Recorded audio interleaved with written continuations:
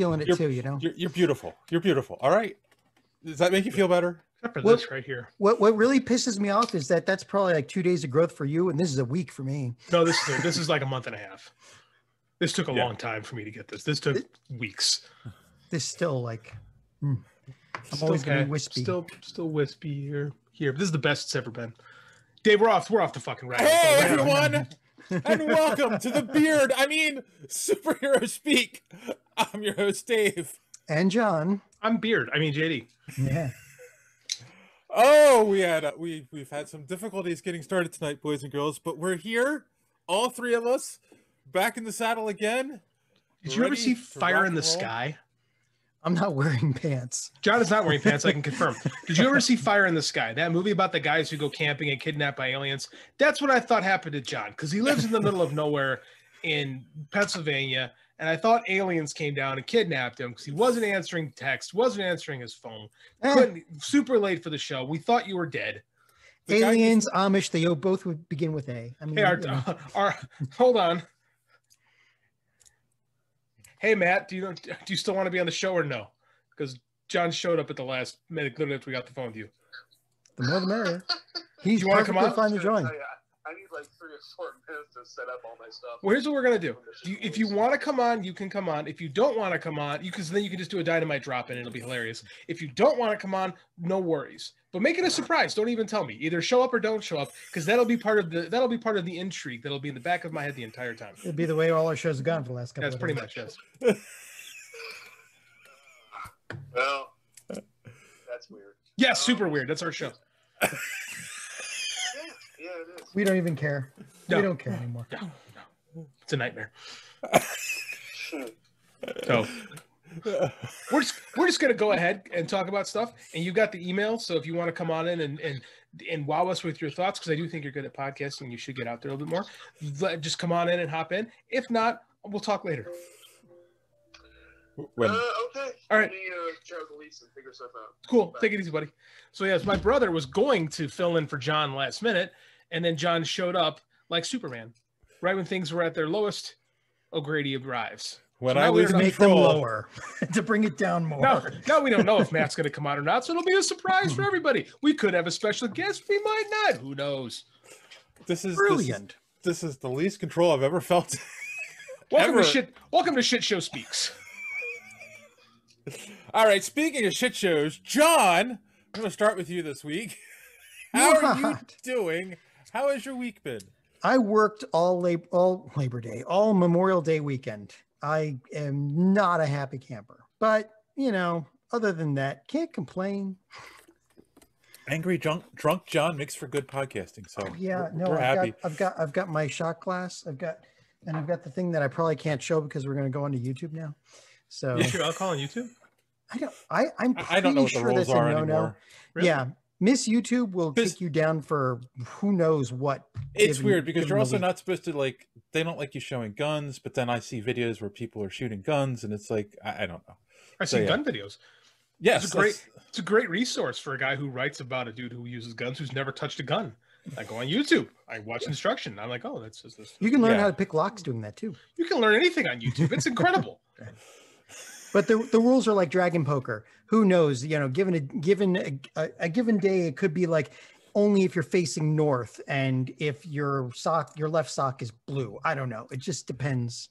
You never know when you're going to get a strike. Well, I know you're not wearing any socks, John. No. Right, we're aware. Okay, what exactly is Dragon Poker?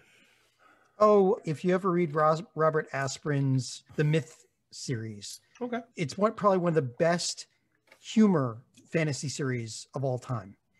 And one of the things in one of the later books that was introduced was Dragon Poker, where basically the rules change from day to day and minute to minute based on whether it's day or night, how many people are at the meet, what side you're facing. It's like, it's just basically the main character is like, yeah, I was just playing and throwing the cards down and letting the crowd decide which rules applied. And he always won. It was kind of weird. So it's almost like he did it on purpose. So, all right. And how about you? Yeah. You, JT. My timing is awesome today. We are off the show. We're 2 minutes in, but we're actually 30 minutes in. So My fault. It's hey, we're all here. That's you need to do for this week. I had a decent weekend. You know, the family was gone for a couple days, so I got a lot of writing done. And yesterday I went and watched a wrestling pay-per-view, but I watched it in a movie theater. This was my first time going to a movie theater since like a week before the pandemic started. And I went with a friend of mine who I haven't seen in over a year. Hi, Joey. Thank you. It was great. I had a great time. I forgot to tell you, I went to a movie theater over the weekend too. What'd you see? What the hell did I see? You've been to a movie theater once in a year and you forgot what you saw? I was in a movie theater. No, I saw the Demon Slayer movie, the Mugen Train. Oh, it was great. There was like lots of fighting, lots of death and destruction and violence. It was awesome. But it was like it was me and one person in front of me in the row in front of me and two people in back. That was it, the entire theater. We were saying it was like maybe 10 people in the whole theater. So for both the theater and the promotion, not good. But for my personal enjoyment, it was fantastic. Yeah, no, being in front of a big screen, I forgot how much I like it. Me too. I was like, I'm going to do this every time. Why spend $50 to walk by this in my house when I can spend 25, drive an hour to the theater? I think it got those reversed, but you know, it's like, it was great. I loved it. It's definitely more in a theater, but it's totally, you know, they keep saying the death of the movie theater, but I don't care how free they make stuff on like the Disney streaming service and all that. I can't imagine not having movie theaters around. It was hard enough to let go of drive-in theaters, but movie theaters are it. I grew up, there was a drive-in here in suburban Chicago that we had. It was like one of the last fully functional operating drive-ins, and it closed 2 years ago. So we thought, the bitter irony is this place could have been making a fortune this year. Oh, they reopened a lot of old ones. They did open a lot. They didn't reopen this one though, and they were scrambling to get it done, but they sold all the equipment. So it was like they missed out on a big opportunity. But yeah, man, drive-ins are great, and I just like being back in the theater, man. It was so cool. So, yeah, the stale popcorn, the barely plastic good. butter. What did you see? Oh, I went saw a wrestling pay-per-view. Oh, okay. They do that in the theater? They're starting because they're trying to get people to go to theaters. So they're like, it was $25 as opposed to $50 to watch the show at home on pay-per-view. So I'm like, all right, one of my buddies and I got together, and it was great. It was a 5-hour show, which was a bit taxing, but I had a great time. You know what's going to save movie theaters? The next 4 Marvel movies, because they damn well better. Those are going to pull people into theaters whether they like it or not. I'll be there. Like, I mean, I feel me too. With my vaccination card. I mean, I took my mask off. Like, it's the first time I've taken my mask off in public. I felt weird doing it. Did you feel weird doing it? I felt weird doing it. A little. I did, but I got, like I said, like I'm gonna go with what the CDC says, and says that I'm okay. So the problem in my area is like they say, like if you like you said, if you have your full vaccination, then like a lot of the businesses are saying you can go in without mask. I live in a highly conservative area, and there is no way the number of people walking around without a mask in like packing stores are all completely vaccinated. It's like it's a horror show here. Yeah, but it's not about them. It's about you. You got true, the vaccine. but even so, like you worry about the variants and stuff like that Indian variant. So like I keep my mask on just in case. But when I sat down, you know, then I took my mask. And there's still like when you go to Fandango and get seats, you get a seat and they will mark the 2 seats next to you as unavailable. Right. So they're still doing that at least. Yeah, that's kind of when I sat next to a buddy of mine, because it was the same deal, because I know he was vaccinated, I'm vaccinated. Like, you know, I'm just kind of trust it. Like, you know, that's kind of where we are right now. We're trying to move to get things back to normal. Like if I'm around, if my kid's around because he's not vaccinated, we all wear our masks, right? If I'm by myself, like this was the first time I was ever in a public space and I took it off. But again, there was not a lot of people in the theater. Like I said, my buddy's vaccinated. I'm vaccinated. I'm like, you know what? The people sitting next to me are like 50 feet away, not 6. So yeah, I'm okay. You know, theoretically, this should be okay. So, you know, trying to get back to normal little bit by little bit. And believe me, nobody was more cautious than my family during this whole thing. Mm-hmm. So I just every decision he makes based on what people smarter than me are recommending, and I go forward. Call me a wiener if you want, but I'm okay. Someone's at Dave's house. No, they're shooting off fireworks at the park, and so yeah, that's why I keep turning my head whenever goes off. Gunshots. I can just say that was really nice to be able to sneak candy back into a theater again. After See, I didn't think about that. I didn't plan it very well because I'm out of practice. So I didn't eat beforehand because again, 5-hour show. And I'm like, what do they got? I'm like, okay, M&Ms and kettle corn. Yeah, no. I got real fired up, and then by the end of the show, I was exhausted. The sugar crash. Yes, exactly. Dave, how was your weekend? Good for the most part. So I didn't go to the theater, but I went to the boardwalk on Friday. Went to Wildwood. Haven't been there in over a year. And here's the crazy thing. New Jersey completely lifted their mask mandate, which was shocked because they were one of the more strict states with everything. And like, so you sit and you go and you think like, okay, well, there'll be a handful of people not wearing. No one on the boardwalk is wearing masks. Yeah. And yeah, in fact, employees at like, you know, the arcade and the restaurant we went to and everything were wearing masks, but no one else was. So yeah, it was interesting. And like, I kind of like get what you guys are saying. At first it was like weird taking it off, but then it was like after a little bit, I'm like, it's kind of nice to have something that feels a little normal again, you know? So I enjoyed it. I actually got 2 new acquisitions as well. So the first one here, I got a thing. I got a thing. Oh. No, but I got a thing. And Nice thing there, Dave. and the piece de resistance. I'm sure people that are listening to this are very Well, like, people are gonna have to watch confused. this on YouTube to see. Of course, he's here to snap his fingers and destroy half of us. Anyone want to? Any takers? Ed Asner. It's So- purple. So I got, Ed Asner. Nice. so I got a Thanos, who came with Lady Death. So I was happy, but of course, John knows if you're in this area, it rained Oh my most god. of the weekend. Yeah. So couldn't really do much else. You kind of felt trapped inside. Today was really nice, so I did get to the gym, and that was good. And something else. So I had an idea, and I want to run this by not just you guys, but I want to run it by our fans, people who listen to the show, people who know me. The fireworks are distracting. Sorry. It's like I was back in. Yes. So I have an idea of doing a second podcast.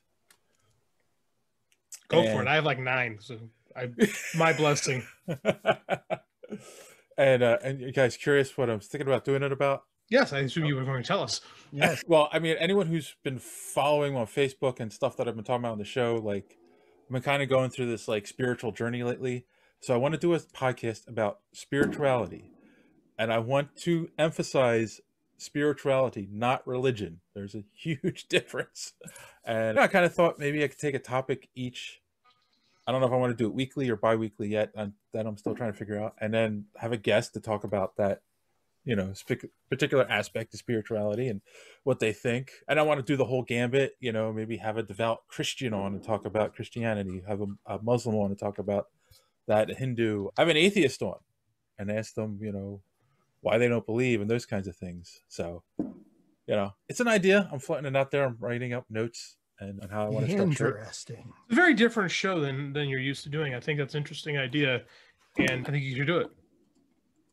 I think so too. Of course, the idea came from me thinking back to our interview with James a few weeks ago, and that was a very deep conversation. We got into spirituality a lot before and afterwards as well, and we've been talking about him and I talk about it all the time. So it's like, oh, this could be a podcast. So, yeah. It's a good idea. Speaking of spirituality, I took my kid to the comic book store today. And he bought his first comic book. A very spiritual experience. That's Yes. a very religious. He bought a experience manga. for some. He bought a manga. He bought a You had it on Instagram, Nightmare Before right? Christmas manga. Yeah, you had Oh, it on cool. Instagram, right? I did. I put it on Instagram. I was very proud of him. I let him pick anything. He wanted a $30 toy, and I said, no, you can buy a book. That is good. Actually, speaking of our kids having good experiences, my son has been on an online Yu-Gi-Oh tournament, and he just found out today he placed in the top 16. He's in 14th place, which means he's in now they do one-off seeding, you know, first against 16th until they get down to 8, and then blah blah. Damn.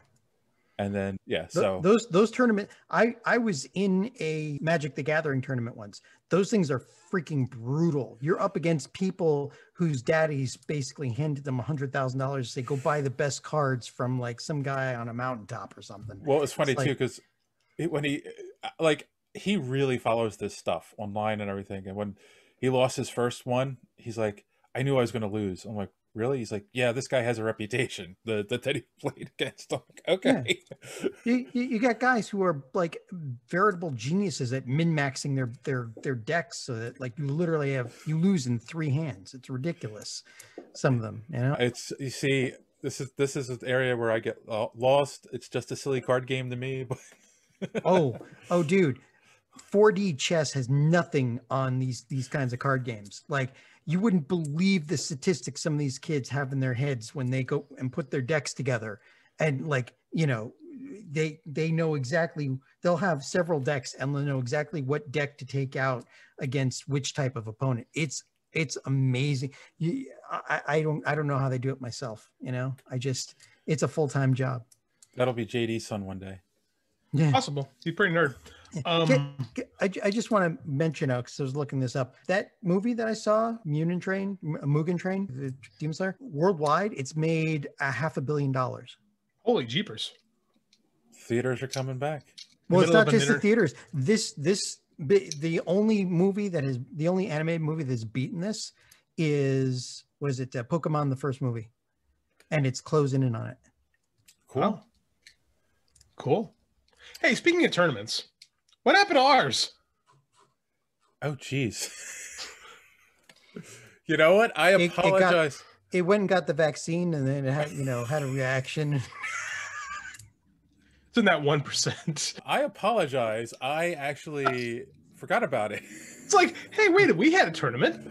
We will finish it starting as soon as I get off of here. I'll set up. Nothing like a March Madness tournament in June. Yes. Yeah. Sometimes these things take time. Hey, it's pandemic season. We're all getting back. So we'll end our March Madness in June. But speaking of madness, well, let's do a little you've got me, so let's do a little social media madness. Social media madness. I feel like we needed that. So we had talked about the rumor that Marvel or Disney might be buying DC Warner out from AT&T. And the Recasted podcast said, I have always thought that Superman is the perfect Disney hero. How they tackle Batman would be interesting. Yeah. Yeah, he's got a point with Superman. Mm-hmm. I do think they get that. The idea that Warner, I don't want to get into this. Continue. Oh, yeah, that is a can of that's a can of dead horse worms. I don't want to do that. I don't want to do this. It's not. Anthony Bourne, I think, agrees with you, JD. He said, not gonna happen.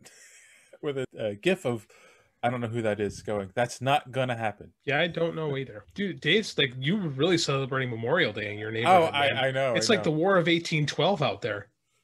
I have a big open park near me so people can go there and set off fireworks. And it's like one group finishes and the next group goes over and does it. Until you get that one guy who's half drunk with a lit cigarette over the wheelbarrow full of fireworks. Coincidentally, he has no fingers. Moving on, Timothy Jones chimed in and said, oh dear. If they do, maybe Disney will have a DC park for people to spend even more money. Personally, I think the idea of Disney buying DC is just goofy. Excuse me. I was going to go, what up? Sour grapes. We need a rim shot for that one. I mean, damn. Very, very nice. Thank you. Thank you very much. Thanks, Tim. Yes, Tim. You're awesome, man. I owe you a DM, by the way, Tim. The Gorilla Brain podcast said DC would become Marvel's whipping boy in a crossover in comics and movies. Marvel is a multi-billion-dollar earner, whilst DC, well, we all know that tragic tale. Well, yeah, but if Disney bought them, first off, they'd probably reboot the whole thing. And second off, it would be like 2 years, and then we'd start to get like a DC full real universe that would go on for the next 20 years and make, a couple of $1 trillion at least. Possibly. Possibly, but I mean, like we've seen in pro wrestling that when one company absorbs the other, the lesser company is always put into a lesser position. So Right. it's possible. I don't think Gorilla Brain is wrong on this one. The blind rat said, no, they are not. Never have I read a more simple, eloquent, and accurate tweet. Very concise. Yes, I agree with you, Mr. Blind Rat. Please contribute more to our show. I like your work. Even a blind rat can see that there's no truth to that. In the Really. land of the blind. Wait, the blind rat is king? That doesn't work, but it's something like, yeah. There's a cliche there. Of course, we also talked about Bruce Timm and J.J. Abrams teaming up to do a new Batman the Animated Series. We asked our fans if they were excited about this. And Neanderthal Chappie said, no, not at all. J.J. Abrams ruined Star Wars and Star Trek. Why should we trust him with Batman? Exactly. Did you write that, John? I can neither confirm nor deny. That is the most. That is a very O'Grady tweet. But this guy's right. I mean, like, geez. I mean, you know, he took Star Trek and basically turned it into Fast and Furious in space. He took everything that was good about Star Trek, everything that all the fans love, and he stripped it out. Like, it's not. You know, Abrams just has. He should be making movies that fit him. He's not a director that makes movies that are of different genres. He makes movies into his genre. So he's a genre like Michael Bay. This didn't make the show notes, but I want to bring it up right now. Did you guys see the Abrams headlines this week where he said that, yeah, we probably should have had a plan going into the new Star Wars trilogy? Where they come out and say, we were just going by the seat of our pants. I've never been more disappointed to hear that a filmmaker. Yeah, I'm not going to lie. I'm super, super disappointed to hear that. Yeah, we just kind of did it. For Star Wars, one of the most beloved properties in the world. Yeah. Look at that. Well, and then real quick, Overlooked Pictures said JJ equals no thank you. I'm with you. So yes and no. Because we've talked about this. Lucas did not have a plan. I mean, he had an idea, but he didn't have a solid plan for 3 pictures. But he had people around him that were helping out at the time, and a lot of people. Like, there were a lot of things in the original Star Wars that weren't quite his original idea. I honestly don't think it was JJ's fault, because JJ set stuff up in The Force Awakens that Rian Johnson just crapped on in The Last Jedi. So it's kind of like, you know, it all goes back to what's her face, the head of Lucasfilm. Yeah, I mean, I can't argue it. Like, you can't. I'm shocked and appalled to hear that Kathleen Kennedy. Kathleen Kennedy, thank you. It was Kathleen freaking Kennedy. I'm shocked and appalled to hear they were going to go forward with 3 films that without a cohesive plan for all 3. I'm just stunned. I never in a million years thought that would have happened, especially with the level of professionals involved in it. It's disappointing, and it honestly colors my perception of those movies. Yes. And I still stand by, I liked the first Star Trek reboot, and then it got really bad after that. Okay, take another shot, John. Take another shot. I've already had a couple. I've already had a couple. So yeah, we'll save that for when it gets really bad. All right, and then finally, we talked about the new Venom trailer. Let There Be Carnage. To which the Recast podcast again said, "I think it looks great. Read a concerning rumor that is Andrew Garfield's Spider-Verse, not Holland's." That's what I hear where he's coming from, and the new. This didn't make the. Yes, we'll continue this later. Well, I will say that in the Morbius trailer, there's a picture of Spider-Man, and it's actually Tobey Maguire's. So I don't know what they're doing with these offshoot pictures. I mean, we'll talk about that in a little bit more in a minute. Apparently blowing them up in the park behind you. You didn't see this, but I mean, I didn't look into this now, and I missed this. There was another big story this week about there's some real speculation on who the real villain of No Way Home is. Did you see that? I thought it was going to John be O'Grady, Electro. right? No, they're saying it's going to be Willem Dafoe. Oh, I think I saw that Yeah. though. Yeah. I think I saw somebody about saying, I I forget what company. Yeah, I didn't mention that one, but we can talk about that in a little bit Because I think it does loop into the main. It does. It loops into a couple of the stories that I included. So that is Social Media Madness for this week. If you want to be part of Social Media Madness, here's our good friend D Square to tell you how you can follow along on social media. I guess that's what I wanted to say. We got there. Want to be part of Social Media Madness? Make sure you're following superheroespeak.com, where you can find all of the social media links for the show at the top of the page. While you're there, check out previous episodes of the podcast as well as other great content. And check the site often because we are posting great comic book reviews as well as other comic book and movie content every day. Make sure you are following us on Twitter at SuperheroSpeak. And while you're there, check out the rest of the Geek World All-Stars Podcast Network. Simply follow them at *_geek. The Geek World All-Star Podcast Network include great programs such as the Pup Prism Power Podcast, Colt 45, So Wizard, Fans on Patrol, the Gorilla Brain Podcast, and of course, Super Hero Speak. Search for GW All-Stars, you will not be disappointed. Now it's back to Dave and the boys on Super Hero Speak. Wait, we didn't talk about Anya Taylor-Joy as Kraven the Hunter? We're coming back to that. That's in the actual news. That is actually in the notes. Oh, okay.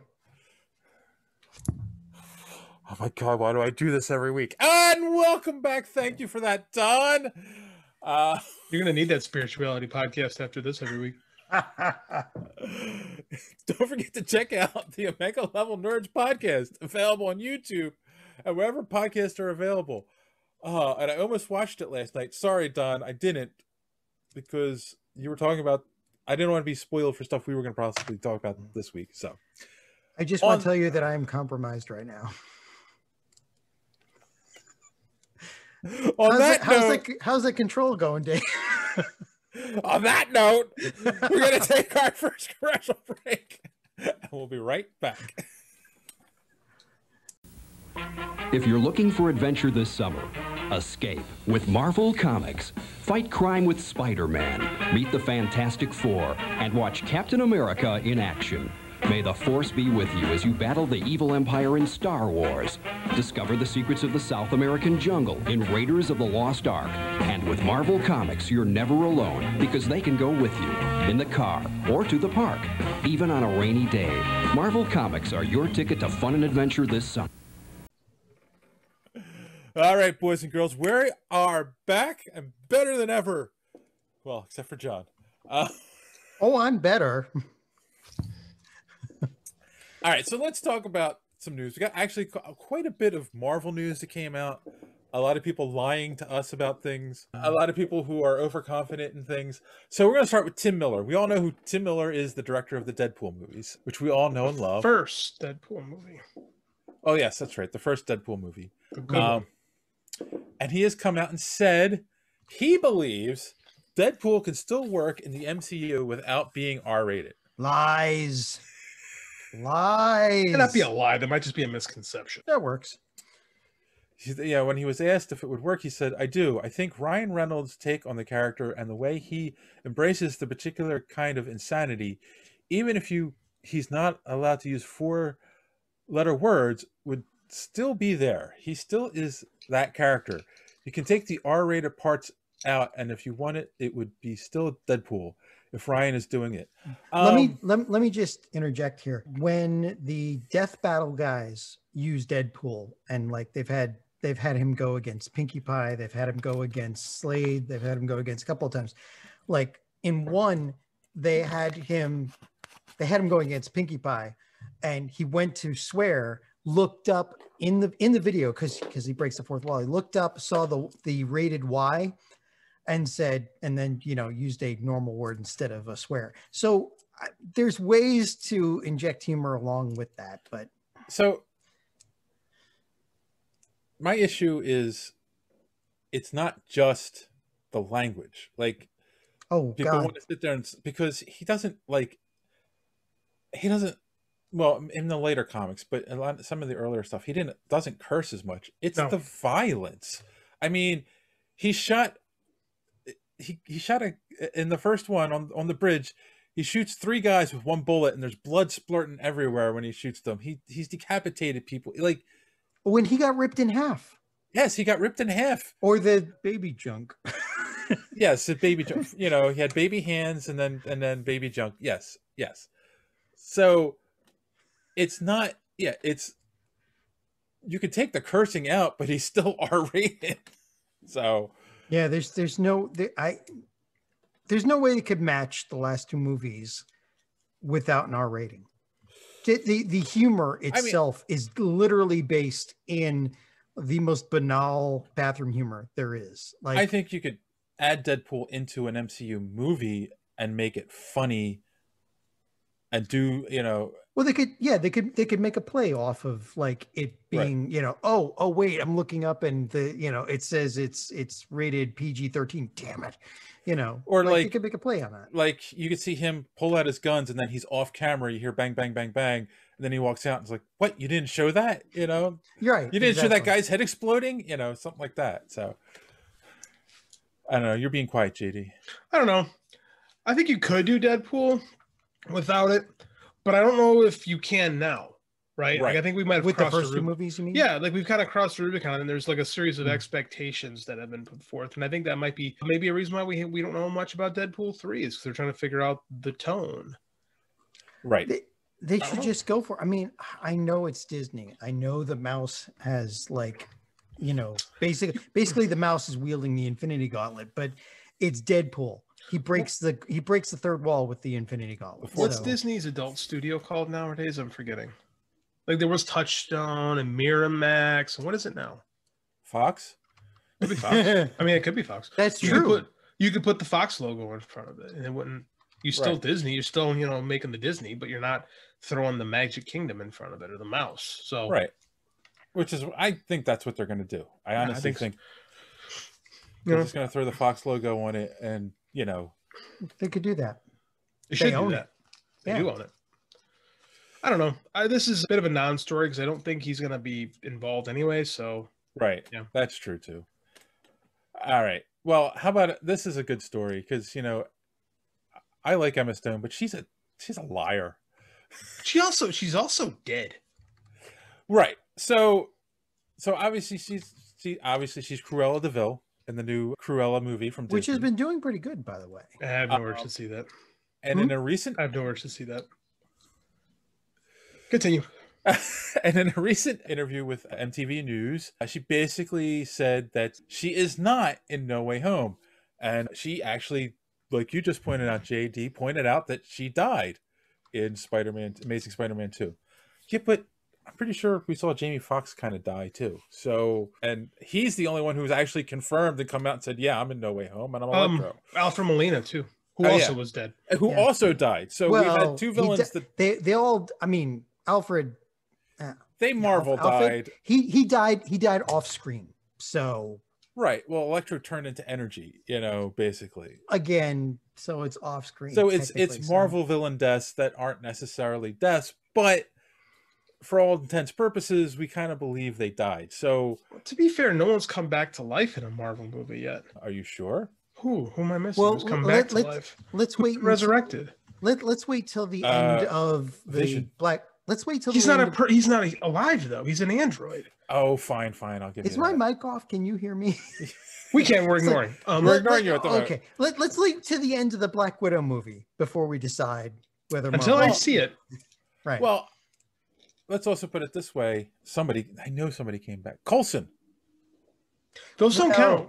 They're not. That's out of continuity now. Mm-hmm. Loki. Yeah, but They kind of time jumped for that. They didn't bring him back. We have alternate Loki. Yeah, he's another. Exactly.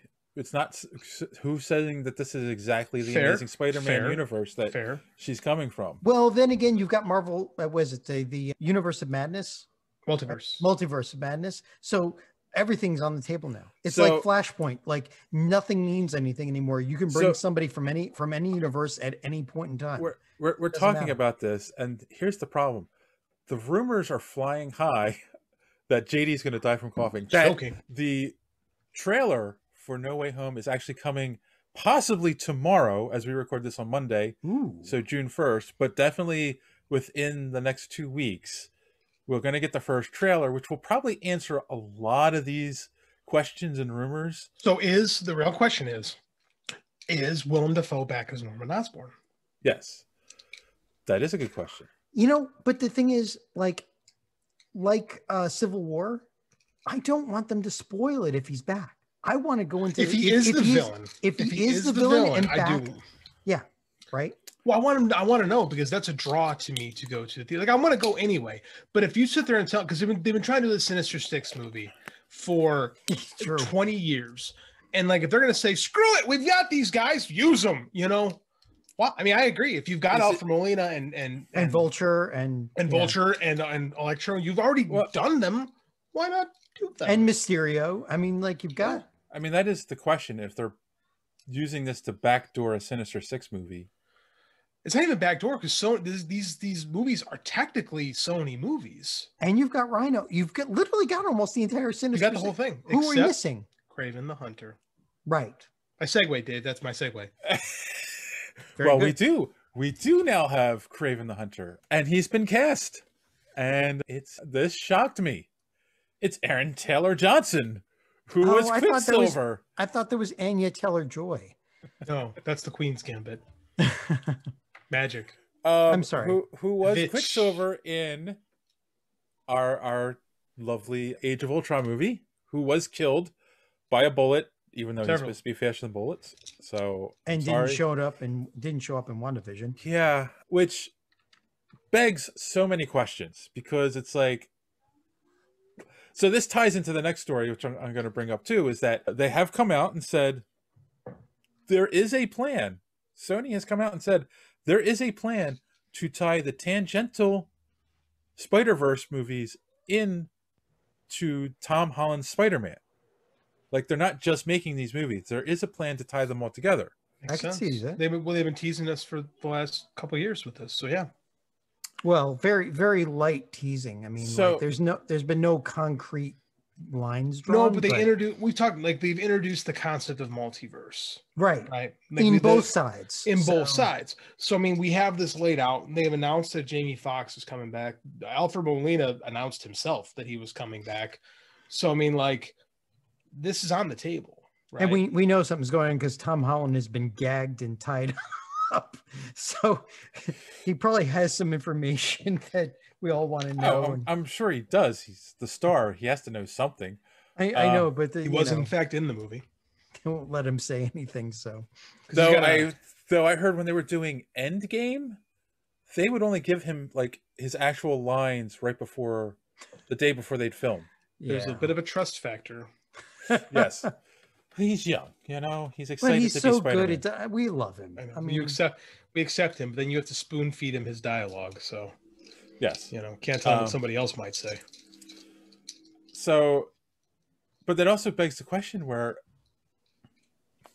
he was Quicksilver, and then he's Kraven the Hunter, and then if Tom Holland's Spider-Man ties into these tangential movies, and these tangential movies are tied into the MCU because Tom Holland is in the MCU, so. He was two characters in the MCU. Is he like the only true actor to do that? Who are we talking about? Aaron Taylor-Johnson? Talking about background, because I know there's been background characters that have been different characters in movies and stuff. But actually playing two different characters? Yeah. Depends on if we get the Tim Story Fantastic Four. Ooh. Oh, yeah. But I thought Fantastic Four is like, I mean, they don't even have a release date. Multiverse. Right? I'm saying if we get the Tim Story version of Fantastic Four, then Chris Evans is the Human Torch. Right. Oh, Jesus. Right. And Yeah, they could do that too. And oh man. And that would take care of one of his supposed contractual. The name on a comebacks, contract right? is Chris Evans. Right. It's not yeah. Steve Rogers. Right. That's true. Yeah. Yeah, this is true. God, Sure, why would, not? That would be hysterical, but I did not like that Human Torch. It was like every other freaking, superhero genre movie, like, oh, he's the great guy, women love him, blah blah blah. It was like That's Johnny Storm. That is Johnny Storm. That is the character. That is like, to be fair, that is a template set with Johnny Storm, actually. Like, he was that guy before everyone else. So, I can't complain about them actually being true to the character. Right. Okay. And it's why his relationship with Peter Parker works in the comics too, because they're two young heroes, but they kind of bounce off of each other. Because they're very different. Yeah, he's the serious bookworm scientist, and Johnny's Flash with a heart. Yes. I didn't know they were like a comic duo in the. Oh yeah, there's a great Dan Slott miniseries, Spider-Man, Human Torch. Awesome, it's hilarious. But I mean, it goes even back farther than that. Oh, they've been appearing people's. The Fantastic Four appear in Spider-Man #1. Yep. And from day 2, because Amazing Fantasy 15, of course, for Spider-Man story. So from day 1, basically, this love-hate relationship between the two. And they've even talked about how they're like almost like brothers, because they're so they have so many shared experiences, right? And they have they're two people who can like understand each other, like, because they've had very similar childhoods, basically. Right. So they have that relationship based on that. So, it's interesting. When Johnny Storm died in the Hickman run, there's a really nice thing with Peter Parker coming in and talking to them and trying to like mourn over the loss of the torch. So, wow. Okay. Yes. So wow. Anyway, we went off on a tangent there. Why not? Trying to educate John and his Marvel ignorance. Got to take care of his Marvelution. That's a story I'd like to read. I mean, yeah, but yeah, this will be interesting. I don't know. I don't see him as Kraven though. Oh, I think physically, like, you look at pictures of him lately. I mean, like, look at him. He's big. He's got dark hair, big beard. I'm like, oh, he actually looks kind of like Kraven. Like, it's so weird because you think of Aaron Taylor-Johnson, you think Kick-Ass, or like, right, exactly, Quicksilver. He don't look like that anymore. And just on his acting ability, like, I'll tell you this: when he was Johnny Storm, he had that attitude and all that. He played Johnny Storm perfectly, based on what you guys were saying. When he played Captain America, I didn't realize it was the same actor for a while. We're talking about Aaron Taylor-Johnson. Well, John wants to go back. Like, John still has thoughts on Steve Rogers. Continue. Okay. Get your Chris Evans thoughts out. No, that's okay. No. You have to tell us now. No, great. It's just he's great. He's a much better actor than I thought. Yeah, no, Chris Evans. But I think he's underrated. I agree. He's a great villain character in Scott Pilgrim too, right? He's one of the 7 evil X's, and he's like his goof character in Not Another Teen Movie. Like, he can do just about anything. Snowpiercer, he's a great action, like, a straight up action hero. Like, he can do pretty much anything you want him to do. He's immensely talented. And he's almost a chameleon. Like I said, it took me a while to figure out, oh wait, that's the same actor. You know? He's good. He's damn good. Wow. Okay. So yeah, he doesn't look like Kick-Ass anymore, by the way. You see what I'm saying? If you look at you go, we cast this guy to play Kraven, you're like, okay. Like, physically, that looks like Kraven. Much better than like Jared Leto playing Morbius. Don't get me started on that. It just doesn't work at all. No, it's gonna suck ass. That's gonna Aaron Taylor-Johnson's in Kick Ass. That movie's gonna suck ass. Is that your son cheering on suck ass?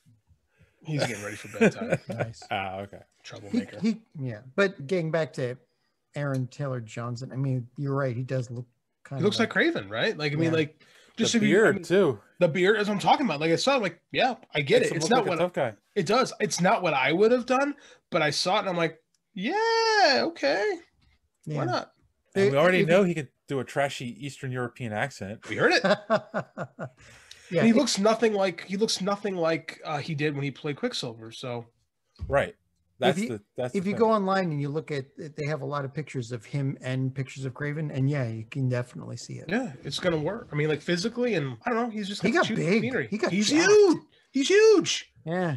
Like he's on the good stuff. I mean, like he's gonna do fine in this role. I think it's actually one of the better casting jobs Sony's done in one of these things. So kudos. It's so weird though that they did that.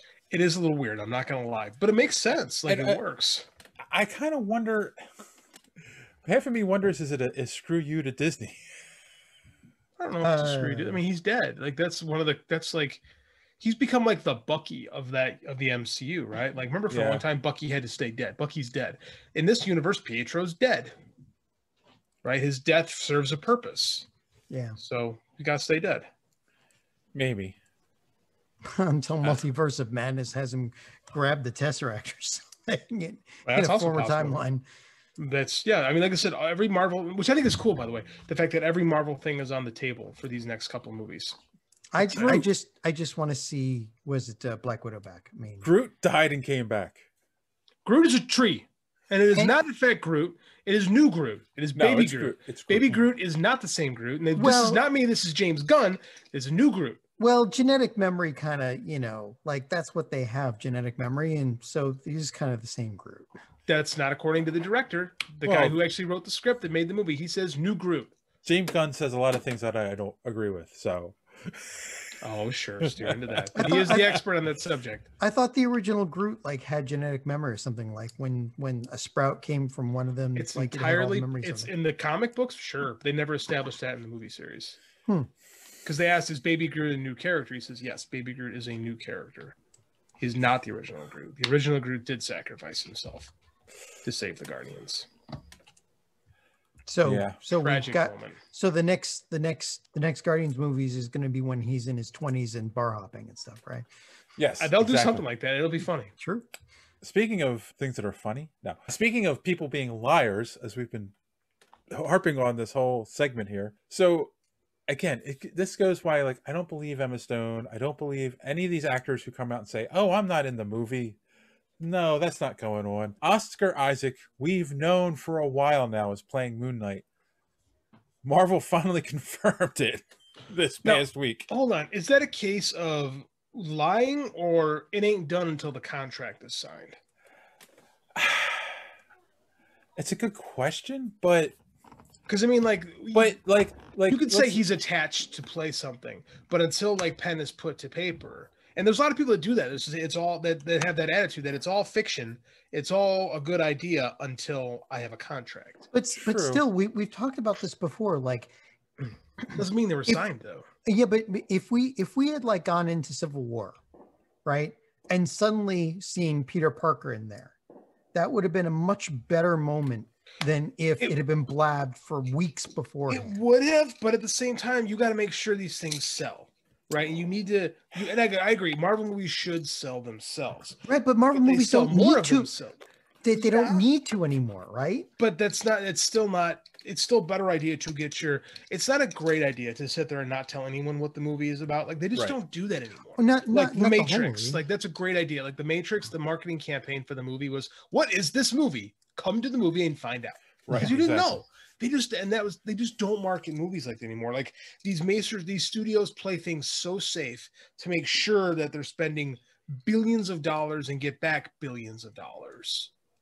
You know? But still, there's something to be said for like the first people on opening night coming out of the movie, calling all of their friends and saying, "See this now." Yeah, right? I agree. Like word of mouth still has. I agree. I think word of mouth still is more important. I agree. Than a marketing campaign that just spills the beans on everyone. Well, and the thing is, I don't even think it's. I agree, but I also don't think it's so much. Like word of mouth implies people don't know that exists. That's true. People know the movie exists. You kind of wait for somebody to see it and go, "Yeah, it's good." Then you run out and go see it. When you have enough people go, "It wasn't that good," then maybe you don't go see it. Right. But when you get a movie when you're pretty sure you got a movie that's going to generate that kind of word of mouth, that's when you market the hell out of it. but you can get I think you can get a larger audience if you leave some surprises in there, especially for Marvel movies, which basically everybody's going to go see those anyway. But they do leave surprises in there. We do have those. Like there is always a careful balance. At the same time, the most important thing with the word of mouth movie, it's a smaller movie that you make your money back later on. These movies can't afford to make their money. They have like mathematically, they have to make their money in the first weekend. Yeah. Right. You don't want to leave that to chance. I agree with you. Like in a perfect world, you would do that, but there's a reason why, and I don't like it either, but that's just the reality. Okay. I mean, yeah. Yeah. No, and but I mean, this goes back to, I think of like Paul Rudd denying he was playing Ant-Man, and then like a week later it was confirmed. And who was the other actress? Happens all the time. The actress who was playing She-Hulk. She denied she was playing She-Hulk, and then Tatiana. Yeah. But again, these contracts aren't done. So part of it is like, again, I come from wrestling, is you work the marks, right?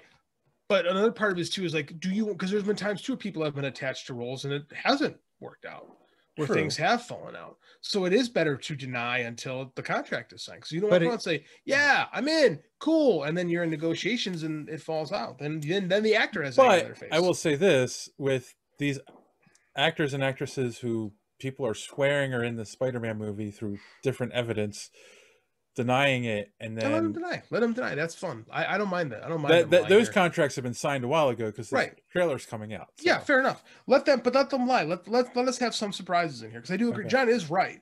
Like if you tell me a couple of these guys, if you tell me Alfred Molina, Jamie Foxx are coming back in this movie, I'm great. And then you throw Willem Dafoe at me, awesome. And then you give me Emma Stone, awesome, great, fine. But like, I don't mind them lying to me a little bit. Like lying makes things more fun. Actors should lie more. Is Dave frozen, or is he just looking at me like a madman? You just said John was right. Oh, John's right. Once in a while. Brain just went.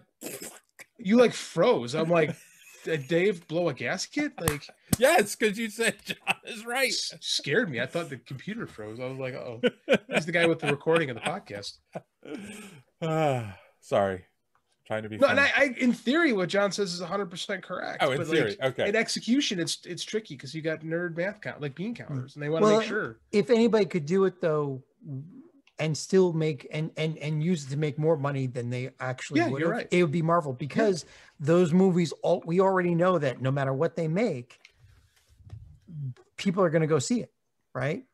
So like, your opening night isn't going to be bad.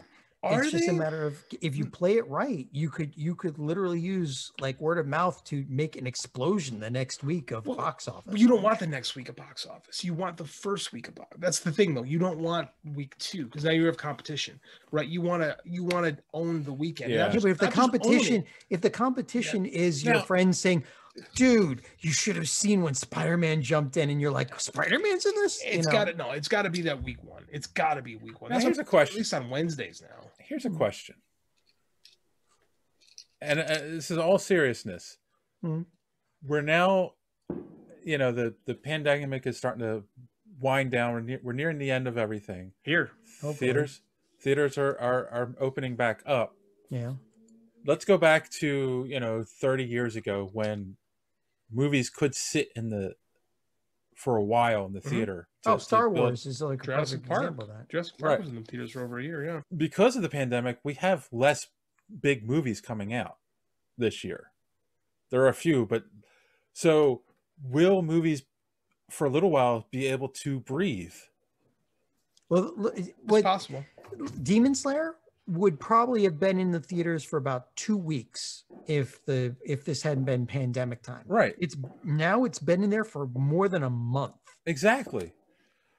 You're right. I do think it's a little bit different now. And that's the thing people have talked about, as much as the pandemic is winding down, it's not going to be like we say more, hey, everything's fine, and then everybody goes back to February 2020 like it was. Right. There's going to be an adjustment period of people getting reacclimated to society. People are still afraid, yeah. There are people that are still afraid. Like, it's going to take a while before the theaters, looks like what John was saying. So, I mean, I think in Marvel's case, this one, I think you put all your cards up front to make sure everybody knows what's all in this one. In a normal scenario, yeah, man, hide some stuff. This time around, I think you got to tell people, hey, you need to come to this movie. you need to risk the India variant so that you can see Emma Stone get thrown off a bridge again. Oh, that's harsh. Oh my god. The Indian variant. Is there an Indian variant? Because John said that earlier, and I was just there is spitballing on it. the Indian variant. Like it's already showing up in the UK. Who knows? Like it's probably already in the US. That's India. Yeah, well, he's rough spot. No, it's already in the UK, and it's probably there's a lot of US. Indian people in the UK. Mm-hmm. There's but the problem there's travel back and forth. Yeah. Do you know how many Indian people work for just my business, my company alone? I mean, it's probably already over here. The problem is that it's already taking over. So, but you got to see how the vaccines hold up against. Right, exactly. But great place to test it is in the U.S., where 60% of our population is fully vaccinated. So, put it in the field. Let's see how we do. Yeah, that's all we can do. That's all we can do. You got to test it live. That is, I mean, we're already there. So, exactly. Yeah. The die is cast. Speaking of people dying, we have talked, of course, that they are making an Evil Dead sequel with Sam Raimi, and of course, it's going to be Evil Dead Rise. But what they have not told us till now is that it's going to be a streaming movie on HBO Max. Cool. They're not planning to go to the theater, even though it's not coming out the next year. So that makes me wonder quite a few things about this movie. A, does Warner not have faith in it? Probably not. I mean, I'll be honest with you. It's the big thing about this Evil Dead movie, no Bruce Campbell. Yeah, that's true. And the other thing is, we all know that AT&T is trying to get rid of Warner. So what does this really mean?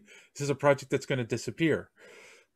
I mean, they're probably just trying to rush it out because it's Sam Raimi's just producing it, right? He's not actually making it, and it might not be very good. I don't know. I mean, it's a cash grab. It's probably but it's not much of a cash grab if it's going to the app that people, that's the whole thing, right? Like, I see diehard fans going to the theater to see this. But I don't see people signing up for HBO Max just to see this movie. No, but you need to keep it's not just sign up for HBO Max at this point. It's keep people on HBO Max. Right. Well, for that you need lots of content, and this is content. It is. Content is king. You need to keep putting new content on the app.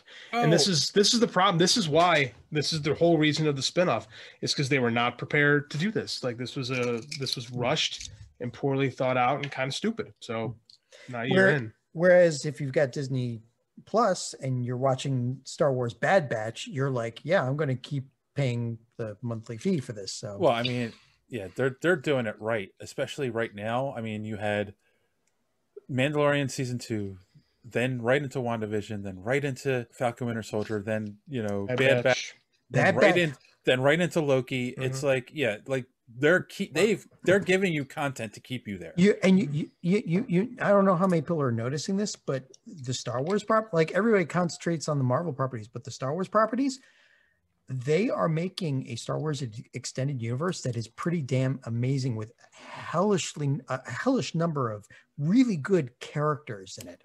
Thank you, Dave. And a lot of interconnecting stuff, a lot of stuff in the background. Like it's it's really good. Thank you, Dave Filoni. Yeah, I agree. Yeah, right. I agree. I was going to say, though, it does feel like Star Wars is slower at getting their stuff out than Marvel is right now. Well, to be fair, we've had 2 Marvel shows and 3 Star Wars shows. And Mandalorian was the test subject. True. And I don't mind if they're slower as long as they're good. And so far, they're proving that time is being very well spent. So here's a question that didn't make the show notes this week. Amazon buying MGM. I was just about to say, speaking of content, I forgot to include this. It was announced that Amazon is looking to, I don't think it's official yet. Maybe that's pre-approved, but it looks like it's heading in that direction. Yeah, they're going to buy MGM, which means they're going to have Bond and... That's it. Because MGM's pre-1986 library belongs to Warner. Oh my goodness. Ooh. So like you're not going to get the Wizard of Oz and stuff like that because Turner bought all that stuff back in the 90s. Would they take like a $15 billion hit on the price. Huh. Like they're selling it for so much less now than it was actually worth when they bought it. We're talking about MGM. I mean, it's not. It's what you're buying is you're buying a name. A movie produced by Amazon doesn't sound as good as a movie produced by MGM. True. So it's like Tommy Boy. I'm buying the box, right? Mhm. Like that makes sense. And plus, you get Bond, which is one of the most valuable properties in film, right? It's the original. It's the original franchise. True. I don't know how much. I mean, it's still They'll reboot good, it. but it's not in this time of like the geek genre taking over. I'm not sure how. But you got it. But you're also okay. So you can't compete in the geek market, but you can compete in the dad market. Hmm, You know, as there are those Bond movies do make money. So true. okay, yeah. So you've got well, Red Dawn, The Addams Family. These are all dead franchises, though. Like the Not Addams Family's franchises. like You can reboot the Addams. The Addams Yeah, Family is ripe for a reboot. So you right, can, but they they probably will. all have to be rebooted. That's the Yeah, problem. There's yeah, no yeah. ongoing real, The Bond current. movies. No, but you can create. Stargate. Stargate is something you can play with. Yeah. Oh, Yeah. Stargate is something they could really do something Yeah. with. There is a hardcore fan base. For There is. that. Mars That's a good one. Attacks. You gotta deal with Tim Burton, That's- maybe. Uh, I mean, you gotta do it. That doesn't work without Tim Burton. So let's see. that's just content. There's not Yeah, I agree. there's nothing you can do with that. But I mean, this does give a bunch of content. Right. you need content, right? Like you need finished content, right? Because there's replayable. Because Oh. people like watch movies from the '80s all the time on these things, right? And you also need like new content that you can produce. Now, here's an interesting one: the Hobbit movies. But not the Lord of the. Those are new line. Well, Interesting. Yeah, it's saying that they belong to MGM. Are you talking about the Hobbit movie, the current The Hobbit current- movies, yes. or the older ones? No, the current ones. So The Desolations- MGM bought the rights to The Hobbit, which is weird over New because Line. which is weird because they're on HBO Max. I thought they were Warner. So They are war. I mean, that's new. Like, I don't know about. Is it? Are you sure it's the new ones and not like the Ralph Bakshi Hobbit movies? Wow, that's a deep cut. Thank you. it says the Hobbit, the Good movie. Desolation of Smog, the Huh. Hobbit, the Battle of the Two Armies.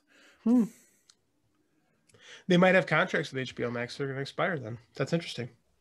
Yeah, that is interesting. Because I know New Line produced the good Lord of the Rings movies, Right. and HBO Max is doing. Is it HBO Max or Amazon that's doing the Lord of the Rings show? It costs like $50 bajillion. I think that's Amazon. There you go. That makes sense. That's probably how they got into talk. Now, apparently, that's the other thing. They're saying that MGM's kind of been for sale for a while. Forever. Just no one wanted to buy it. It's kind of worthless. Like, again, the majority of the back catalog is with Warner, right? So the only thing that has value in MGM is Bond, right? Like they don't need the Desolation of Smog movies and stuff like that to make their Lord of the Rings TV show. They just buy it out from Tolkien, from that Right. Tolkien estate, and they could just do that. But again, you need stuff. And again, I think that slapping the lion before your movies looks a lot better than an Amazon logo. True. So again, you're just buying a Well, box. Jeff Bezos does look like a hairless lion. Jeff Bezos looks like Lex Luthor. Jeff Bezos He might does. actually be Lex Luthor. This is true. Oh my goodness, you guys, you need help. But like, there's no Wizard of Oz. There's no Gone with the Wind. Like all this stuff that you think of Yes. as like MGM Prime. Like in the first half of the 20th century, MGM was the studio. That stuff all belongs to Warner. Yeah. Yeah. So again, you're just getting the lion that goes, "Meow," you know. Meow. And James Bond, but there's value in James Bond. Like people will get Amazon if they put that on Prime. People will get Prime just so they can watch From Russia with Love whenever they want. Right. Yeah. And we have it for the shipping. Yeah, I'm looking at the TV properties and I don't see anything else that stands out like, oh yeah, that could be a reboot. That could be- Everything's kind of getting bought up right now. So we're in this like everyone's in the smash and grab phase, Right. right? That would explain why they're paying so much more for MGM than it's actually worth. At this Buy point. now, profit later. That's where everyone is. Like, that's why, you know, people are like, oh, Warner's gonna sell DC. They're gonna get rid of that. No, shut up. They're stupid. Like, they're not getting rid of that. They maybe if they decide DC Comics has no value, you license it out to Marvel. But even that's stupid. Like, they're not gonna do that. The price of comics for Warner Media is so insignificant. Also, you said it last week that the comic properties, if they sell that, then they have to license the properties to make the movies, right? You know, so anything created by Marvel they'd also have stuff to it. I mean, like, there's a lot of red tape that it's so hard to jump around. They're not going to do it. Publishing comics doesn't cost Warner anything. Exactly. No, it's cheap. It's super cheap. For a regular publisher, it's a lot of money. But for Warner loves to burn money. They love it. They live for it. They love wasting money. It's corporate culture. You know, It's not wrong. I know I'm not wrong. Like, this is like, it's not new either. This is what Warner's been doing for 40 years. I would disagree with you, but, you know, we did get the Snyder Cut. All right. There's no reason they did that. I don't know how many more HBO Max subscriptions were sold because of it. That's a good question. That was one of their. You can't prove it either, though. That was one of the better things they did with their money, though. Like, considering how much better it was than the actual theatrical release. No, I'm not disagreeing with that, but at the same time, there wasn't a need to do it. No, except to bring people to HBO. Especially the way they did it, because you can tell they added stuff afterwards. Oh, yeah. The whole Jared Leto scene at the end, like there was no, like, if we got his honest to goodness original cut and they just put it out on Blu-ray, that'd be different. But letting him go back and tweak it. But I've been saying it for 4 years, man. Like, that doesn't exist in its form. Like, you don't, a rough cut is not viewable to a regular audience. And they had the benefit of hindsight to go, well, this didn't work. So right. Because you'd be foolish to release an actual rough cut, right? They had to do that. Now, but again, how much that translated into actual subscriptions, no one's ever going to know. Nope. No, we're not. I mean, my wife's going to watch that Friends reboot or that Friends special this week at some point. And like, that's more content to keep people on the website. That Friends is actually one of the things that's keeping them afloat because there's value in Friends. 25-year-old sitcom that people still love. Yeah, they just had a reunion special, I think, on HBO Max. That's what I'm saying. Yep. Yeah, that's what I said. My wife's going to watch that this week because we have the subscription for it. And then she's like, then we're going to reevaluate whether we keep this or not. Like, yes, after you watch the show that you want to watch. Yes, fine. So, speaking of crazy content, the final article this week was brought to me by JD, and it's from a website who will remain nameless, but just the concept is insane. Eway at this gay Overd K. Universal reportedly wants a Fast and Furious and Jurassic World crossover. Jesus H. Christopher Columbus, Ohio, Wisconsin, Georgia. That's ridiculous. That is the most, you know, I am 3 sheets to the wind right now. And I think that I need another one of these to even wrap my head around it. That's ridiculous.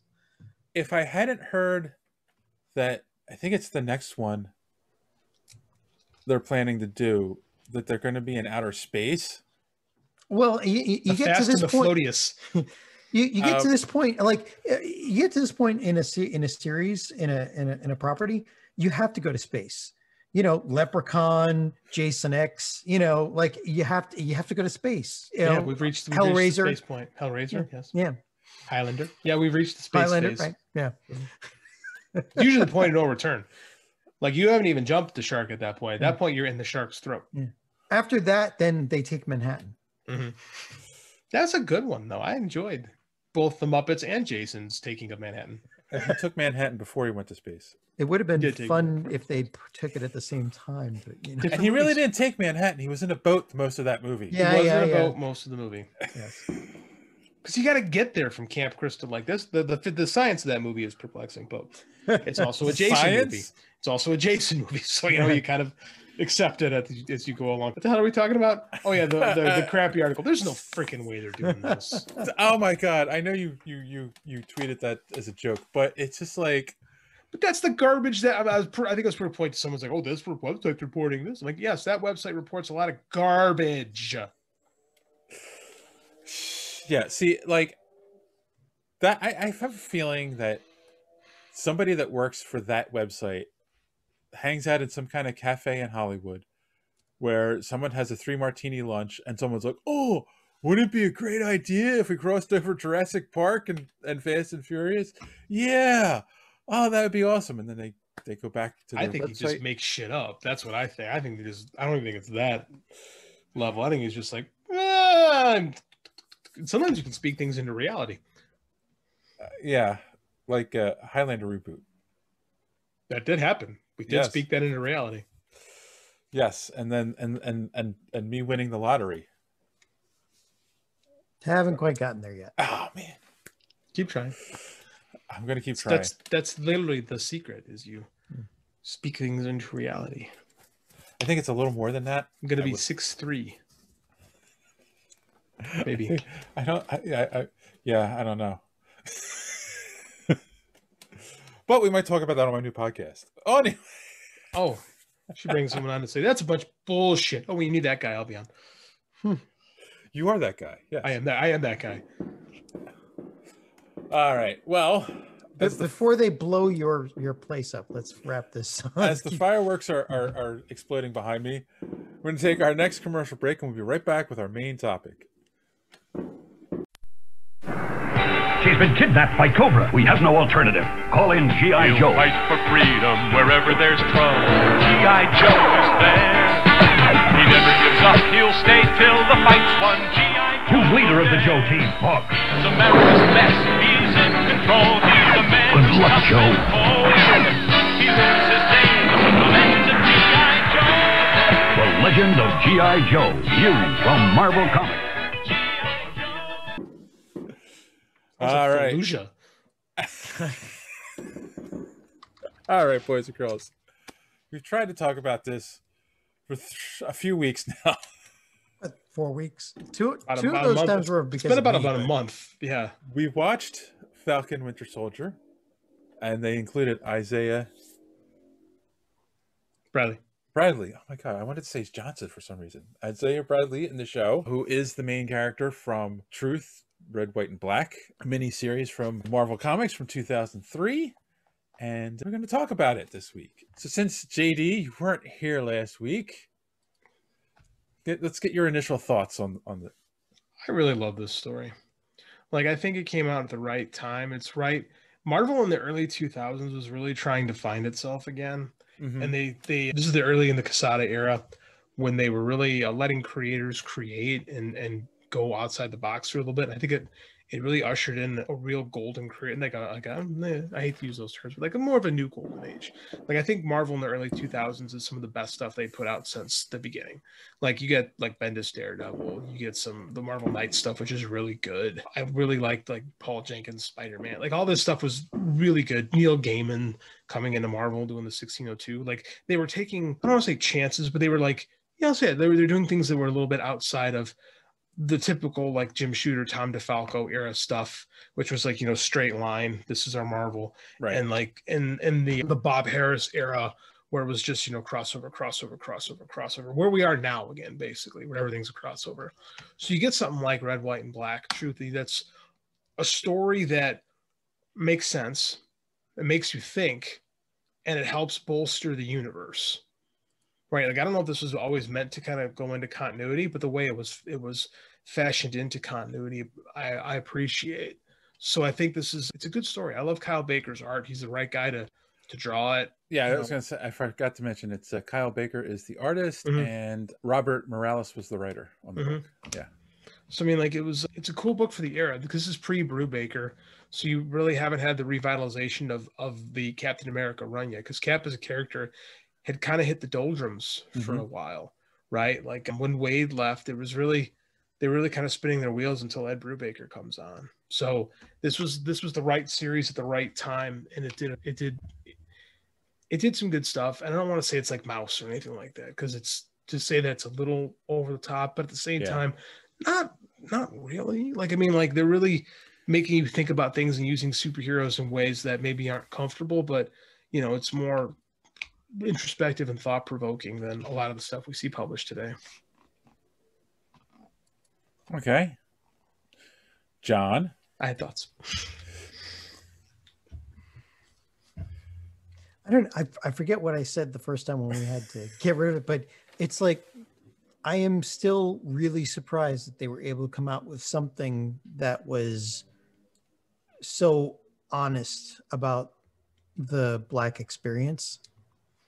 You know what I mean? Like, it just, I mean, these days there'd be a social media campaign against it or something. Like, I don't know if there would be. I don't think that.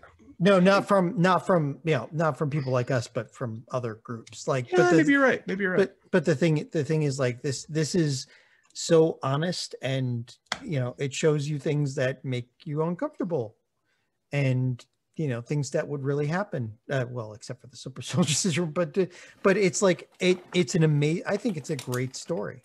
I think it's an amazing story, and the fact that they picked it up and injected it into the movies and into Falcon and Winter Soldier. I mean, you know, Marvel just keeps on upping the ante and showing you that it's not just like, they didn't have to do that to make money, and yet they did, you know? Mm-hmm. And it invited controversy, and they still did it. And I like how you say it invited controversy, because it's not like it did, but it's not like it was controversy for the sake of cash. It was controversy for the sake of conversation.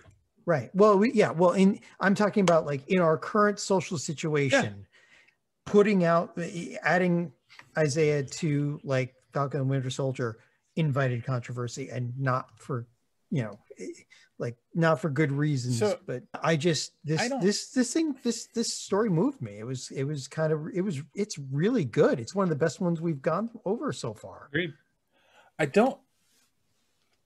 I understand what you're saying, John, but I don't think it invited controversy because let's just say they weren't inviting the controversy. It's just that you put out a story like that in these days, and you're going to get controversy, and they must have known that, and they still put it out. Hold on. Number one, other than diehard comic book fans, I don't know who's familiar with this book.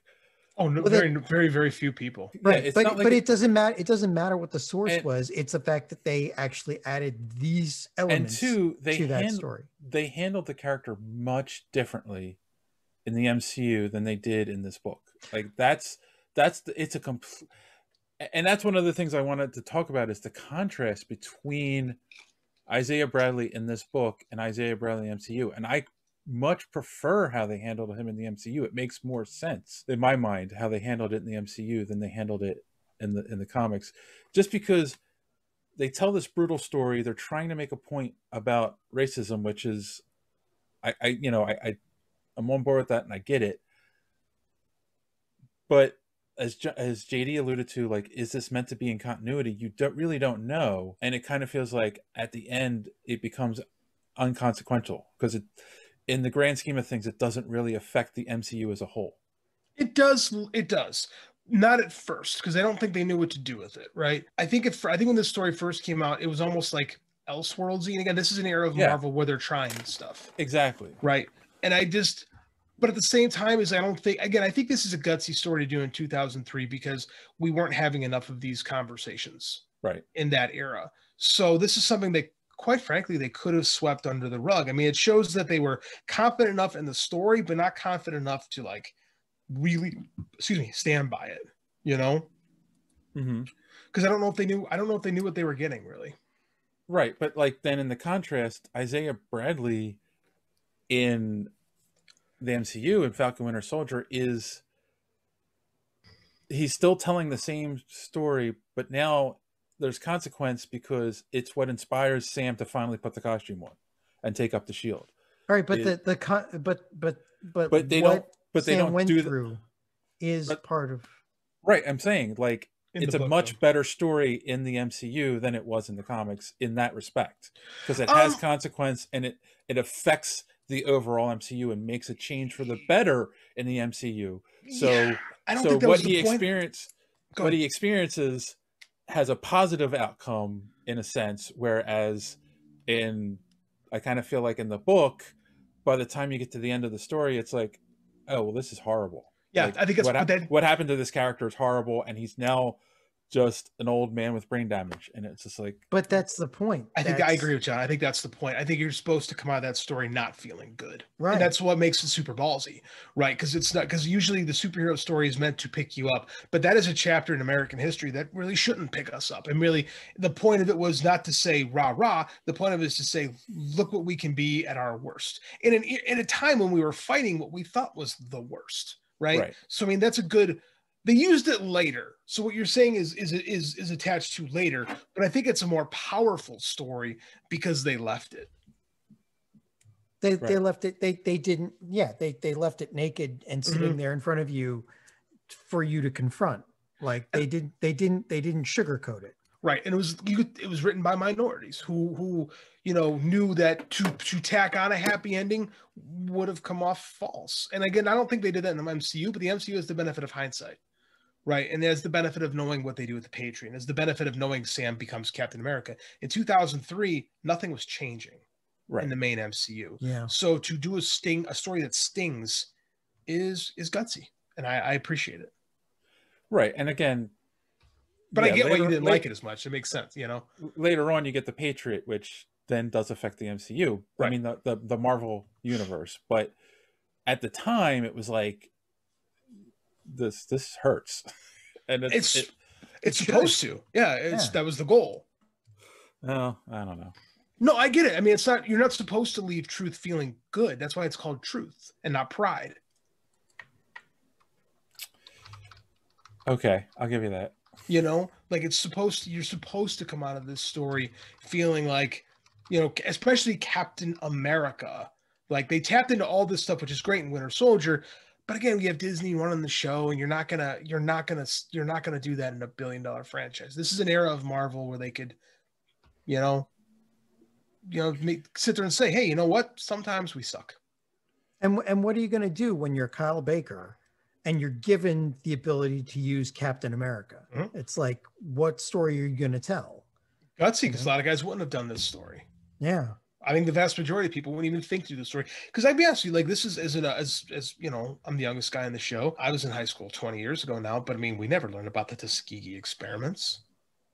Like that stuff is never taught to kids. Like this is a great, again, comics really aren't read by kids anymore, but this is a book that I think you could give a kid and make them go, oh, this isn't very good. I'm like, yeah, because I think I mean, like, I'm not saying people should hate America. I think there's too much going in that direction where people kind of go, our country is terrible and it's awful. And it's like, no, our country is a thing. And things are both positive and negative. Exactly. Right. You need to have I think you need to have a true fair balance. I hate using that terminology, but I mean, like, you do need to look at something like an adult would and understand that forever, the brighter the picture, the darker the negative. Right. And this is a great metaphor for the darkness of America, which is what was at the era in that era. Because you're talking, and let's look at the era of when this was published. 2003 is the beginning of the Iraq War. Right. So true. It's an interesting era to come through with this, when in Desert Storm, people did wave flags and get all positive rah rah. That didn't happen in 2003. So this was a good era to put something like this out to make people be reflexive about the costs of war, especially when it comes to race. Yeah. So yeah, I get why you like, I don't like this. I'm not saying you say it, but I understand what I'm say. I don't like this. I'm like, well, you're not supposed to like it. Basically, they got the reaction out of you that they wanted. They want it, right? Sometimes in art, the idea is to piss you off or to make you upset or to make you disappointed. Like the whole point of art isn't always to make you happy. Yeah. Because like JD said, as he alluded to, we're a little bit older than him. Like we weren't taught about the Rosewood Massacre or Tulsa or the Springfield Massacre or all of this stuff. Like they don't teach us crap in school these days about the horrors that we've done.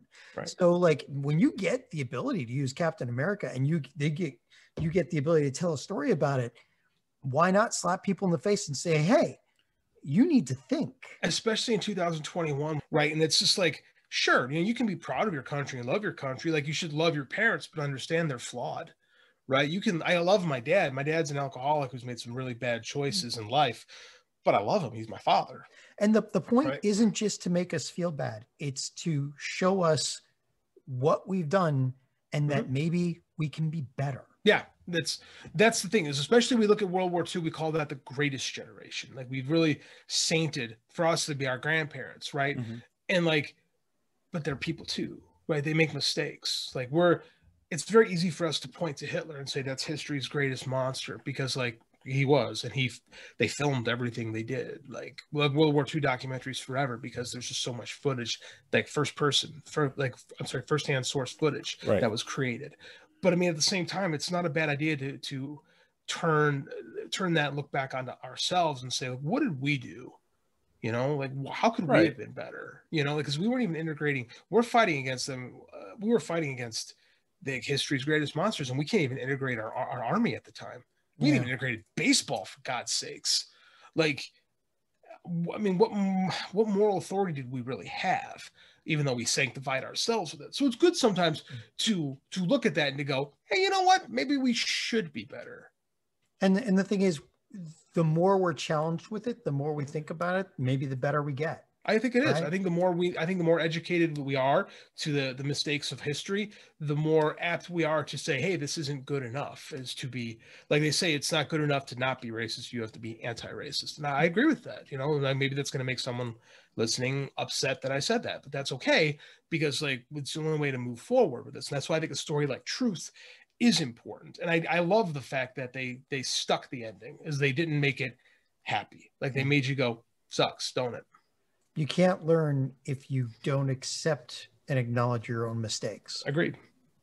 Talk about that in sports all the time. The only way to get better is to examine what we've done and then don't make those mistakes again. It's like that those lessons should be applied to real life too.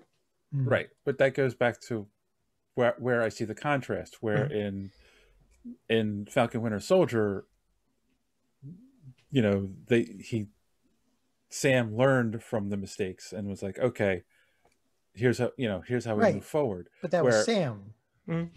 That's how it affects one character. And I did Don's show, and his co-host J100 didn't like that. He took the view of the original Isaiah Bradley view on this, that we shouldn't, I don't want to say but I'm quoting because he was saying we shouldn't be like this, you know. And there are people that feel that way, you know, that should be like, you know what, you can't be Captain America because they won't fight for you. There are people that feel that way. And I like that they acknowledged it. They acknowledged it, that there are people that feel that way. It's the Sam character does not, which is fine. Exactly. People are complicated, right? Exactly. Not everybody's going to feel the same, but that story chose a path. Right. No. And that's, you know, that's how you, as we were talking about, it's people like Sam. That's how we move forward as a society. So by accepting the mistakes of the past and, you know, trying to move forward with them and learning from them. So, yeah. But getting back to one thing you also said, JD, the art, we'll say that, like, and I said this last week before we cut it short, was I love the art in the book because it feels like a throwback to the 40s pulp style. Like it's definitely done on purpose in that sense, you know. Yeah. And because obviously the bulk of the story takes place in the 40s, so you mean the exaggerated proportions and all of that, and the kind of the weird character models and the more simplistic style, I kind of feel like was done on purpose. You know, I said this, the covers are very pop art. They're like almost Warhol inspired. Yeah. It's a very, I hate using this term, but it's kind of a very cartoonish. That's his style. I think Kyle Baker would call himself a cartoonist, to be honest. Right. Cartoonish, light art style for very heavy, deep story. So it's an extreme contrast, I think, the two. So it's great. It's like Kyle Baker has a unique style to him that is very, especially 2003. It's a cool time to someone like him to really come to the forefront, because it's the exact opposite of like that Image / Marvel big bold, you know, Jim Lee style, or the Alex Ross photorealistic, you know, painted style. Like his stuff is like, it's cartoony by intention, and like we throw the term cartoony out and people think that's like an insult to art, but it's not. Like that's, you know. That's why I was like hesitant when I was saying it. No, it is, because it's got a weird connotation to it, except to artists. Artists are like, yes, my style is cartoon inspired. You know, like they'll get it. Like just because the you know, it's not photorealistic or impressionistic, you know, it means something. But yeah, no, I love it. Right. Yeah. I mean, and he can you know, I've seen some of the work he's done. Like I've seen a Superman he's done that's like amazing and everything, and it's still not very photorealistic, but it's not as cartoony. Like I really feel like he steered into that for this book. You know? Yeah, I'm looking at that Superman you're talking about right now. It looks very, very much like the Christopher Reeve Superman. Exactly. Yeah, it's good. I like how versatile he is. I appreciate how versatile Kyle Baker is. Jim, John, you're being quiet. Oh, I'm just paging through this again just a little bit because it's been so long since we're going to review it. And yeah, no, between the art style and all of that, it is kind of a throwback, but it's still so good. It is. Again, really like I'm putting this on my top 10 at this point. Yeah, it's good. It's really, really good. So, I'm trying to think what else we can say about this book. I don't know. Well, and the other thing is, like, I'm not sure what I want to say here. We talked about this. I talked about this a little bit last week too, where like, you know, the basics of the story, obviously, you know, they get this battalion of African-American soldiers. They choose the ones they want to experiment on. They don't actually show them killing, but they highly imply that they kill the rest of them. They murdered the rest of them, yeah. And then they do the experiments, and only is it 10 survive? It's been a while. Something like that, yeah. Yeah, and then by the end of the story, the only one who survives is Isaiah, and he goes on a mission. He steals a uniform, Captain America uniform, and goes on a mission. And like, I guess it's one of the things that kind of, I mean, and I understand it's the story that they're telling. I guess it's one of the little things that bother me too. It's like, I thought going into this, like, they made a Captain America and called him Captain America. Oh yeah, no, but no, he just he takes the mantle himself basically. Mm-hmm. And then at the end of the book, it's really sad when he meets Steve Rogers. He still has that uniform that's all torn up, you know, and that's like the other part that's like, as you said, slaps you in the face. It's like that sad reality, like, you know, he's not all there, and he's lived a long life because he has the super soldier serum in him. And yeah, it's just there's this bitter reality for Steve though, that he did get it so well, you know, that he has, for all the stuff that Captain America has had to endure. Yeah, he's still essentially a 30-year-old, like a 90-year-old, 30-year-old who has all this, and he has everything. And, you know, here's a guy who no different than him, really, but super really. You know, it's like, again, I just like I like the bitterness of it. But even that's a lesson. It is. That our heroes every once in a while need to be brought back to Earth to remember, you know, what they're fighting for and what they could lose, and that's, or what other people don't have. And that's because, you know, otherwise, you know, it's like the Superman Lois Lane thing. If Lois Lane wasn't there, Superman would definitely become evil because nothing's grounding him, right? So every once in a while, okay, Zach, even Captain America. Well, I mean, no, that's before Zack Snyder, right? Like that was the whole purpose of Lois Lane. But the thing is, like, you know, the heroes every once in a while need to be reminded. You know? Yeah, I agree with that in theory. That, like, that's Kingdom. I think that's the story of Kingdom Come.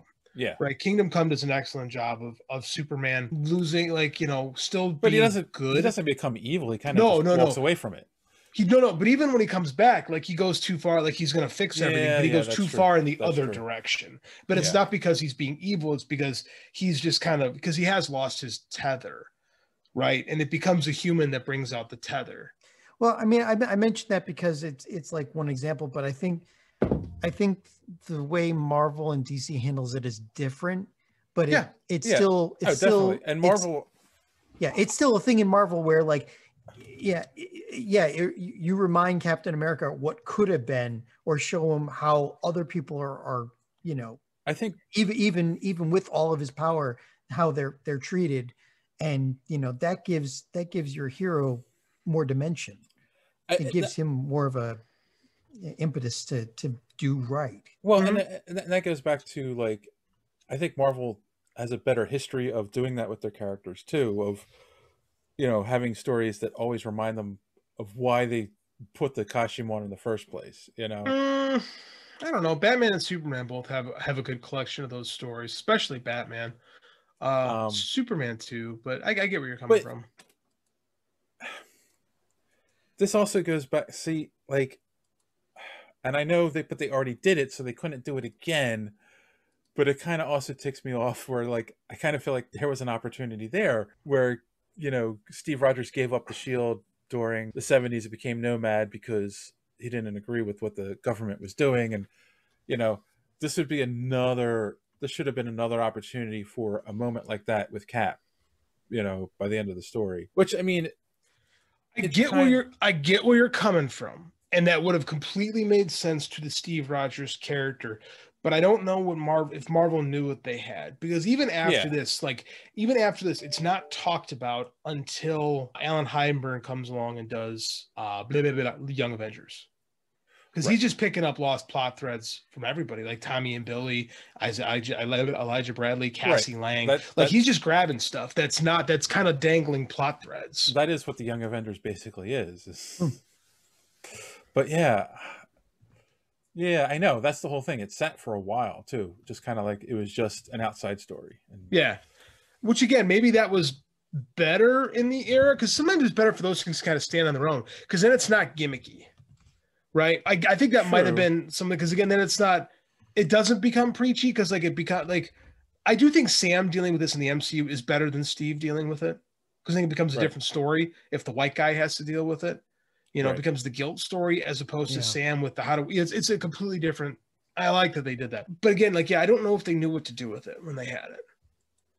Right. It's just because, again, this isn't something that they're like, hey, truth, you know, it just kind of becomes saying like Marvel kind of did this story, because it's not, you're right. It's not something they can, not something that they push. Even to this day, it's not something that they push. That's kind of how it came out. It was like, oh yeah, we did this story. Yeah. Mm-hmm. And it's one of those, it's like it's a prestige piece.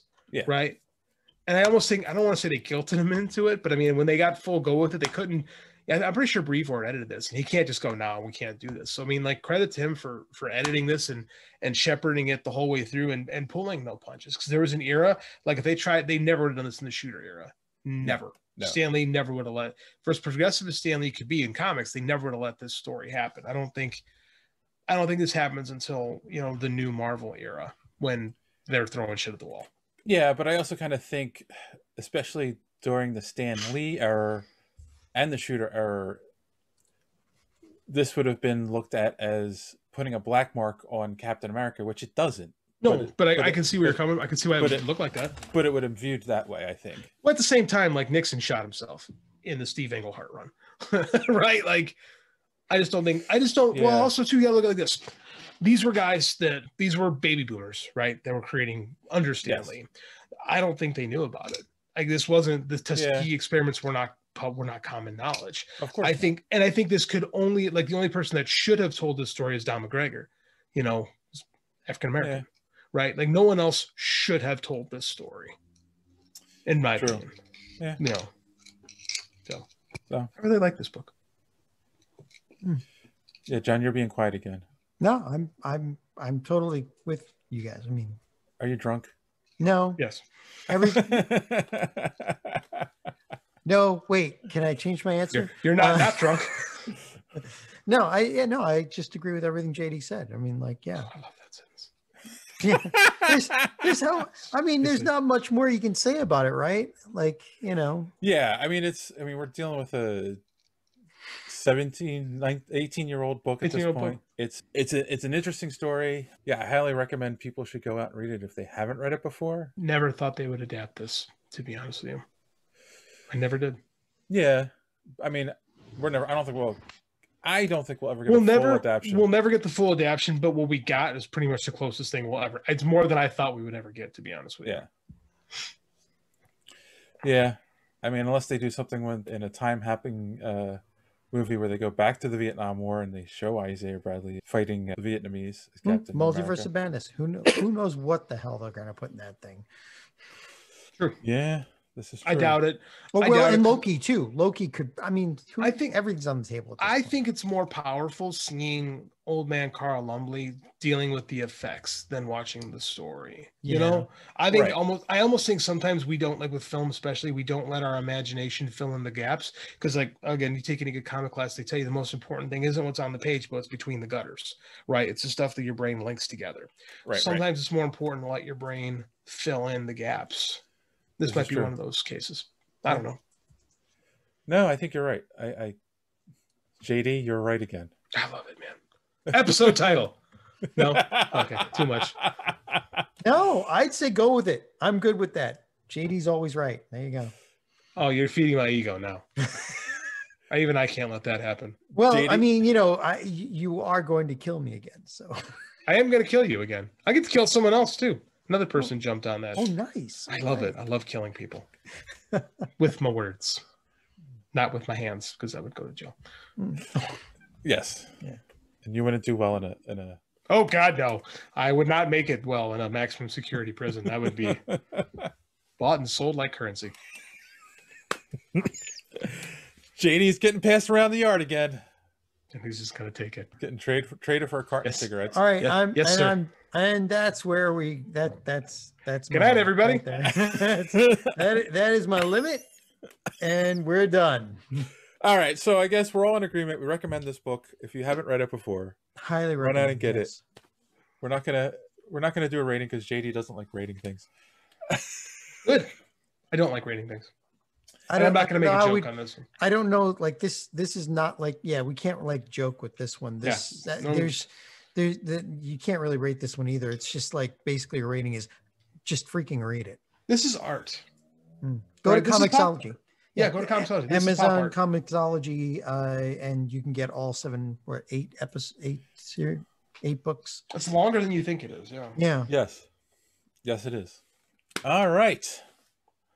And then on that note, do we have any recommendations for our audience, JD? I just bought Pulp, the new book from Ed Brubaker and Sean Phillips. I took my kid to the comic book store today. I said he bought a Nightmare Before Christmas manga, and I picked up the latest Ed Brubaker trade paperback. And I haven't bought a hard, like a physical comic book in quite some time, so I'm very excited. It was fun being back at a comic book store today. So cool. I'll recommend it before I read it. John, if any of our 2 fans are into anime, if you're into anime, the Demon Slayer movie is well worth the money. Like it's really amazing. Little something about Ufotable, the artists for it, the studio that created it. They are amazing. They are probably one of the best studios that is able to merge CGI or computer generated stuff with actual hand-drawn animation. And there are some scenes in this where you're looking at going, that's real.